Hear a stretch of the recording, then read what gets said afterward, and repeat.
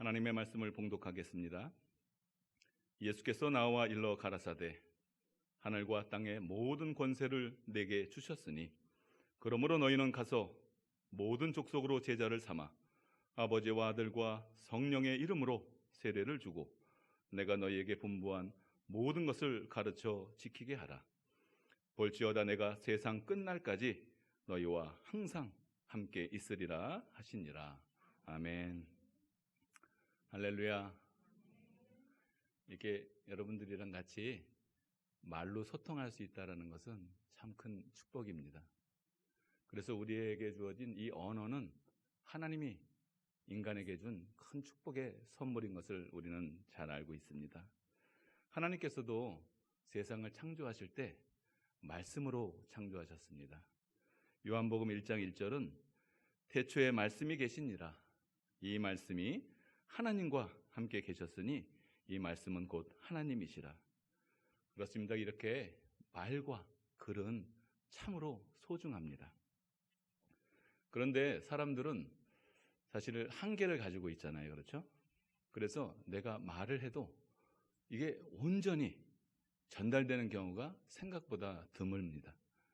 우리의 부족한, 연약한 그런 모습도 있겠지만 가지고 있는 생각들이 또 그런 오해와 왜곡들을 낳는 것 같습니다. 그래서 우리는 말을 잘 사용해야 합니다. 그런데 말뿐만이 아니라 하나님의 말씀인 이 성경도 우리가 잘못 이해하고 해석할 때가 있다는 것입니다. 그 예를 한 가지 들어보겠습니다. 시편 127편 2절의 말씀을 우리가 함께 보겠습니다. 제가 읽겠습니다. 여호와께서 그의 사랑하시는 자에게는 잠을 주시는도다. 이 말씀을 여러분 잘 아시죠? 이 말씀은 여러분 어떻게 이해하십니까? 그래서 예배 시간에 너무 피곤해서 졸려요. 그러면서 하나님께서 나를 너무 사랑하시나 봐. 그냥 예배 시간만 되면 그냥 이렇게 잠을 주시네. 이렇게 이야기를 하시는 분도 있습니다. 이 본문의 말씀을 사실 기준으로 보면 틀린 건 아니죠. 그리고 또 어떤 분은 잠을 잘 자는 것은 하나님의 축복이야. 요즘 불면증으로 고생을 많이 한다며 야, 기도를 좀 해야 되겠다. 하나님이 너 사랑하지 않나 봐. 이런 이상한 말을 또 하시는 분들도 있어요. 그렇다면 불면증으로 잠을 못 자시는 분들은 정말 하나님이 사랑하지 않는 그런 사람들입니까? 그렇지 않죠. 이 본문의 말씀은 그 본 뜻이 그런 의미를 가지고 있는 것은 아닙니다. 시편 127편을 자세히 읽어보시면 하나님께서 잠을 주시는 그 사랑하는 자는 이 잠이라고 하는 것은 어떤 상태입니까? 자면 완전히 무방비 상태잖아요. 내가 어떻게 될지 모릅니다. 그럼에도 불구하고 하나님께서 사랑하시는 자들을 잠을 잘 수 있도록 편히 쉼을 얻을 수 있도록 평안을 얻을 수 있도록 지키시고 보호하신다는 그런 의미를 가지고 있습니다.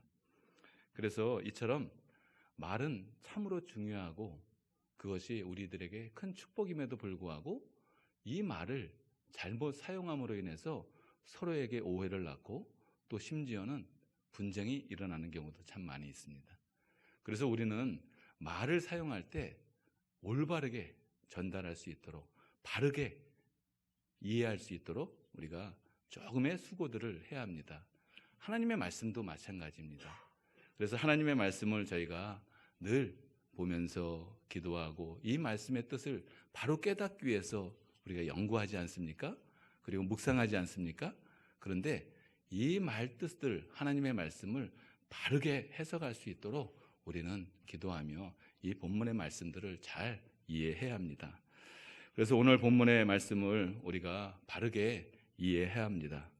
오늘 하나님께서 우리들에게 주신 이 본문의 말씀, 마태복음 28장 18절에서 20절의 말씀은 우리 주님께서 이 땅에서의 사역을 다 마치시고 승천하시기 전에 사랑하는 제자들에게 주어진 말씀입니다.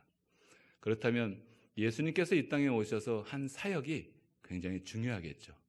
그리고 우리는 예수님께서 이 땅에 오셔서 한 사역을 잘 알아야 합니다. 왜 그렇습니까? 우린 주님의 제자이기 때문입니다. 그럼 우리 주님께서 이 땅에 오셔서 한 사역을 우리가 크게 한 4가지 정도로 구분을 합니다. 첫 번째는 성육신의 사건입니다. 그렇죠? 그리고 두 번째는 하나님의 나라에 대한 선포와 완성의 사건입니다. 그리고 또 하나는 우리의 죄를 대속하신 대속의 사건이고, 마지막 부활, 승천하신 사건. 이렇게 해서 우리가 4가지의 주님께서 이 땅에 오셔서 큰 사역을 하셨습니다. 이 4가지 사역을 하시면서 우리 주님께서는 그 하나하나의 사역 속에서 우리들에게 주고자 하시는 하나님의 메시지가 있습니다. 그것을 간단하게 우리가 살펴보면 첫 번째 사역은 성육신의 사역입니다. 이 성육신의 사역은 어떤 의미를 갖고 있습니까? 전능하시고 초월하신 그 하나님께서 인간의 육신을 입고 들어오신 사건입니다. 하나님은 보편적이신 분이시고 어디에도 계신 분이신데 인간의 육체를 입고 들어오신 이 사건으로 왜 주님께서 들어오셔야 되는 것입니까? 주님께서는 우리가 죄로 말미암아서 모든 사람들이 죄와 사망의 노예가 되었습니다. 그래서 주님께서 우리를 창조하실 때부터 우리들에게 주고자 하셨던 완전한 자유, 전능하신 하나님께서 누리고 계시는 그 자유를 우리들에게 허락하셨는데 우리는 그것을 죄로 인해서 상실해버리고 말았습니다. 그래서 주님께서는 완전한 자유를 가신 그분이 인간의 육신을 그대로 입고 들어오시면서 죄와 사망의 완전한 속박을 받으시면서 우리를 완전히 자유케 하시기 위해서 이 땅에 오신 것입니다. 그렇다면 우리 주님께서 우리들에게 이런 완전한 자유를 주시기 위해서 오셨다면, 여러분들이 다 예수 그리스도의 제자라면 여러분들은 주님께서 주시고자 하시는 이 자유를 누리고 계십니까? 아멘입니까? 사도 바울 선생님은 이렇게 고백했습니다. 빌립보서 4장 12절의 말씀을 함께 보겠습니다. 나는 비천에 처할 줄도 알고 풍부에 처할 줄도 알아. 모든 일 곧 배부름과 배고픔과 풍부와 궁핍에도 처할 줄 아는 일체의 비결을 배웠노라. 사도 바울 선생님이 뭘 깨달은 겁니까? 하나님이신 예수 그리스도가 이 땅에 오셔서 우리의 인간의 몸을 입으셨다는 그 사실 자체가 우리가 그 하나님의 영원한 자유를 누리게 하고자 하시는 그 뜻이라는 것을 깨달은 것입니다. 그래서 그는 어떠한 상황 속에서도 하나님의 자유를 누리고 살아가고 있는 것을 우리 본문의 말씀을 통해서 알 수가 있습니다. 우리가 예수 그리스도의 제자라면 우리의 삶이 어떤 형편성에 있다 하더라도 주님께서 나를 대신해서 이 땅에 오신 그 자유를 우리는 맛보며 살 수 있어야 할 것입니다. 그리고 두 번째는 우리 주님께서 이 땅에 오셔서 하나님의 나라의 사역을 선포하시고 완성하신 사건입니다. 주님께서 이 땅에 오셔서 약하고 천한 모든 곳을 두루 다니셨어요.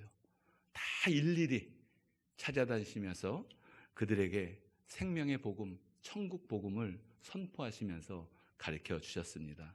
그리고 하나님의 나라의 백성들이 알아야 할, 살아야 할 그런 규율과 계명들을 일일이 말씀해 주셨습니다. 그리고 기적과 치유의 사건들을 통해서 하나님 나라의 완성된 것을 모든 사람들에게 보여주셨습니다. 이 하나님의 나라의 사역의 선포와 완성은 무엇을 의미합니까? 하나님의 나라는 어떤 것을 의미합니까?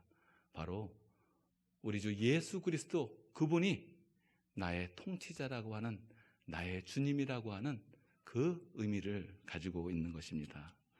그런데 당시 이스라엘 사람들은 그것을 잘못 이해했습니다. 그러므로 인해서 예수님을 하나의 정치적, 기복적 수단으로 사용한 것입니다. 그래서 결국 자신들의 욕망을 채우지 못하는 예수 그리스도를 십자가에 못 박아버리지 않았습니까? 그런데 그 현상이 지금 우리의 삶에도 여전히 나타나고 있습니다.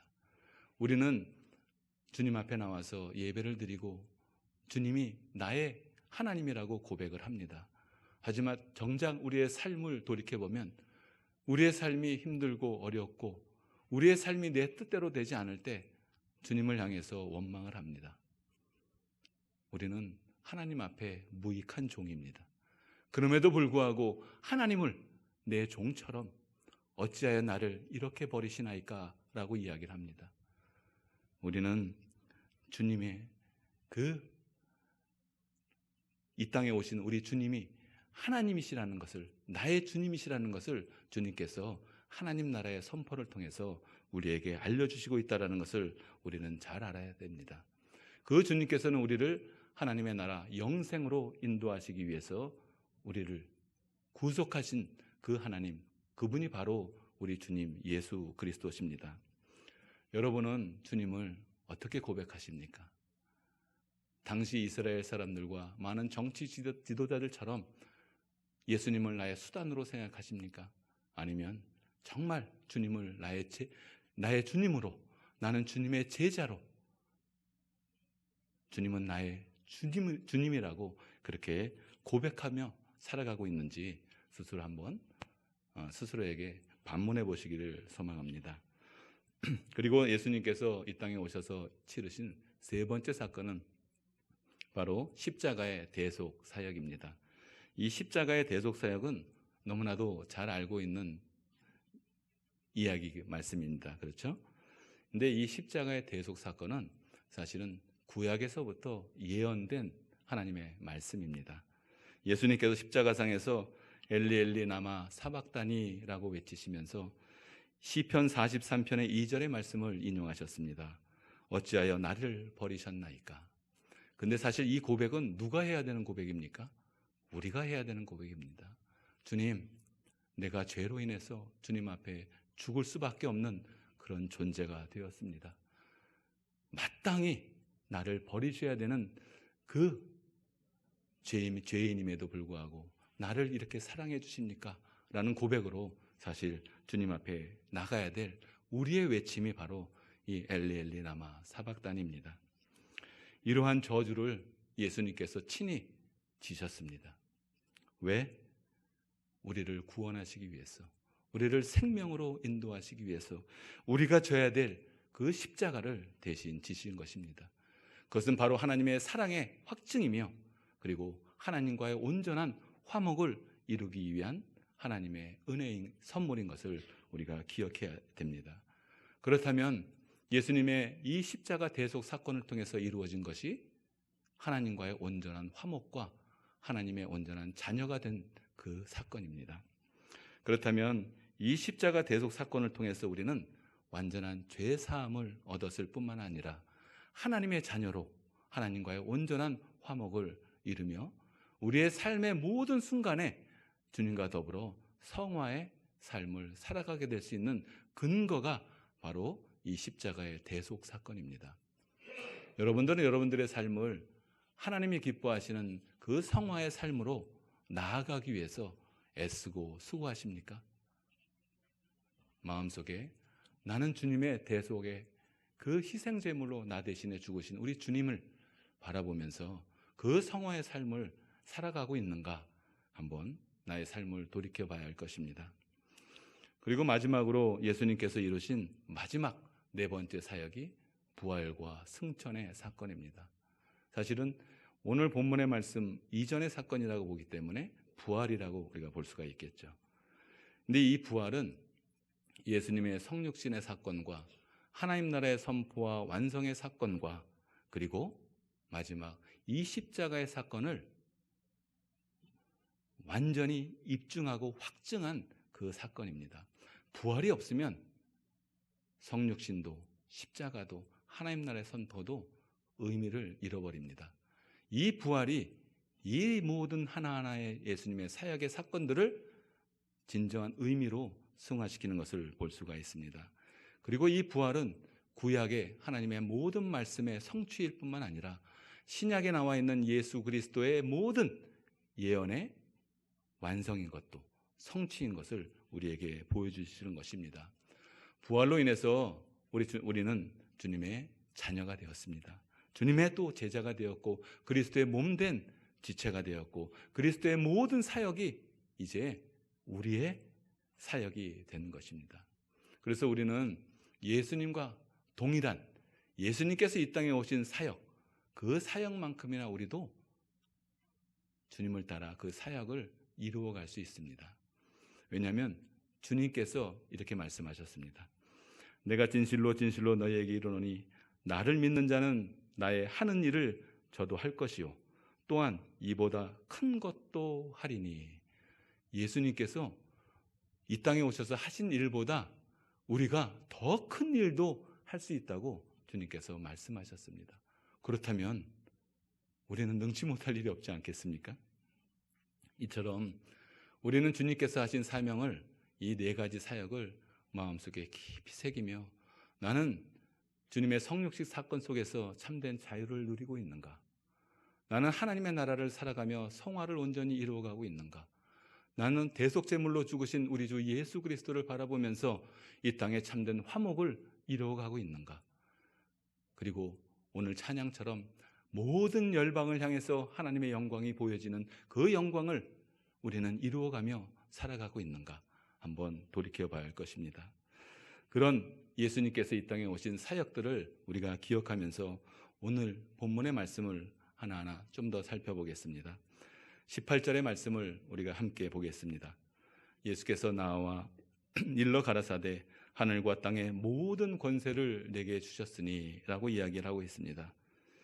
예수님께서 하늘과 땅의 모든 권세를 받았다 이렇게 이야기를 하고 있는데, 그렇다면 예수님께서 원래 하늘과 땅의 권세가 없었나요? 그렇지 않죠. 그런데 이 땅에 오셔서 예수님께서 그 사역을 감당하시기 위해서는 잠시 자신이 하나님이라는 모든 권세는 하나님께 맡겨두고, 그리고 본인은 참 인간이 되셔서 이 땅에 오셔서 이 권세를 온전하게 행하지 못했습니다. 그런데 부활 사건을 이유로 예수님께서는 심판과 구원의 주가 되셔서 다시 하나님으로부터 하늘과 땅의 권세를 받으셨습니다. 그런데 하늘과 땅의 권세를 예수님께서 받으셨다라는 것이 중요한 것이 아니라 그 밑에 19절에 있는 단어 그러므로 라는 이 단어와 함께 이 하늘과 땅의 모든 권세를 주님께서 받으셨는데, 그러므로 우리와 함께 영원토록 함께 하시며 제자 삼는 사역을 감당하시겠다는 이야기를 하고 있는 것입니다. 이 본문의 말씀을 우리가 잘못 이해하면 우리 주님께서 이 땅에 오셔서 부활의 모든 사건들을 다 완성하시고 하늘 승천하시고 그리고 성령님께서 우리를 도와 하나님의 나라를 살아가는 그런 정도로 우리가 이해를 합니다. 그러니까 주님은 승천하셨고 우리는 제자의 삶을 살아간다라고 이해를 하는 거죠. 그런데 본문의 말씀을 잘 이해하시면 보시면 하늘과 땅의 모든 권세를 받으신 주님께서 이제 본격적으로, 그전에는 주님이 홀로 그 길을 걸으셨다면 이제는 사랑하는 제자들과 함께 이제 이 길을 걸어가겠다라는 것입니다. 왜? 모든 열방이 구원을 얻기까지 그 일을 완성하시겠다고 우리 주님께서 선포하신 것입니다.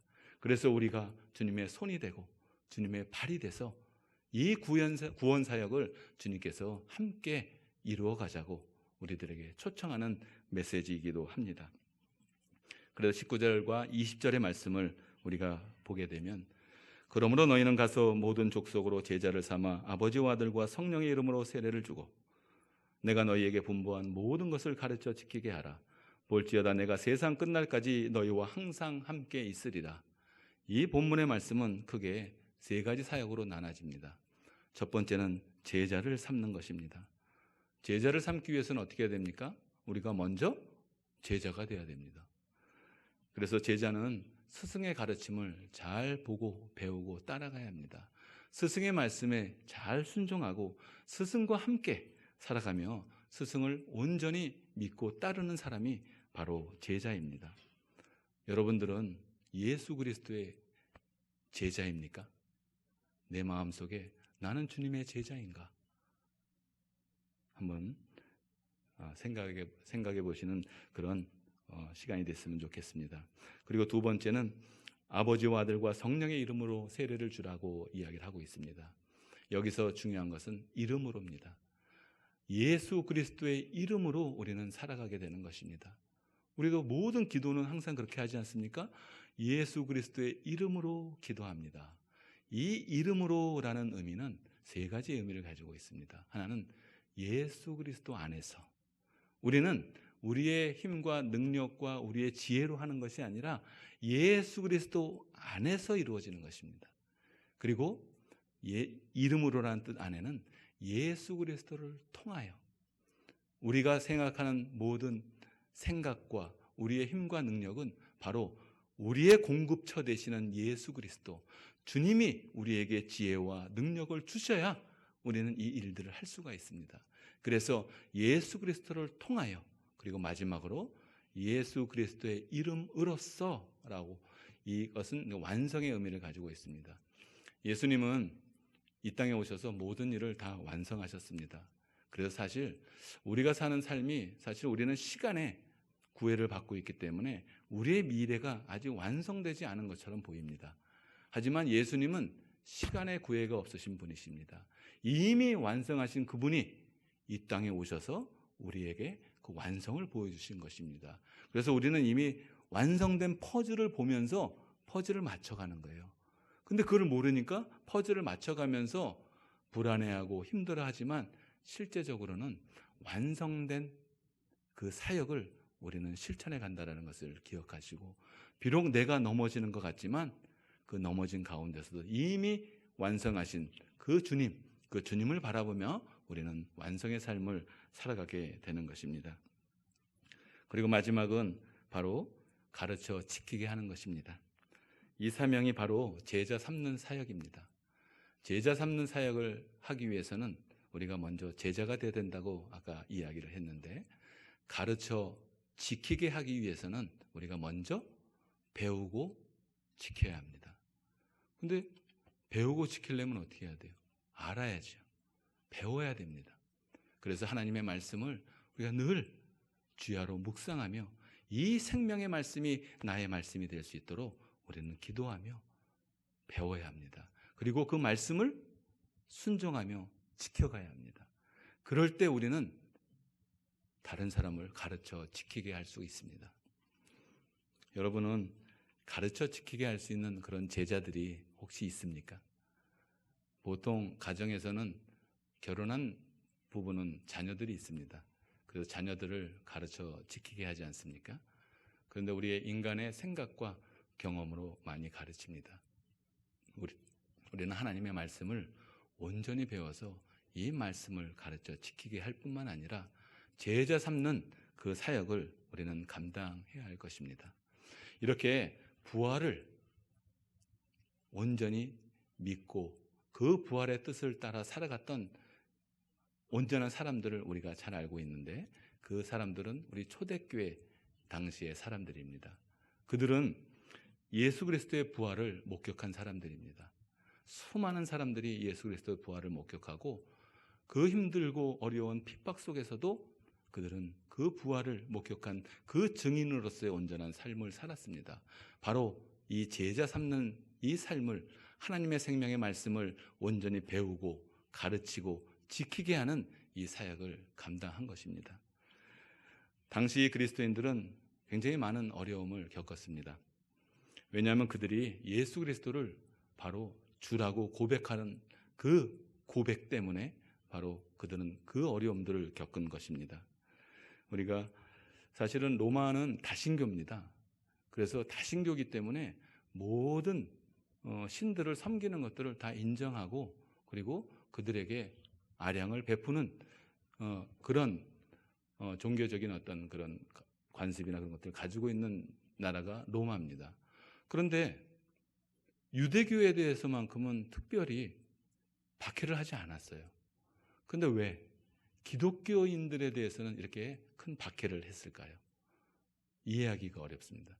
다신교이기 때문에 우리는 그들의, 로마 사람들은 기독교의 예수 그리스도를 주님으로 고백하는 그 고백을 사실은 인정해 줘야 되는 것이 사실 마땅한데도 불구하고 그 당시의 기독교인들을 엄청나게 박해를 했습니다.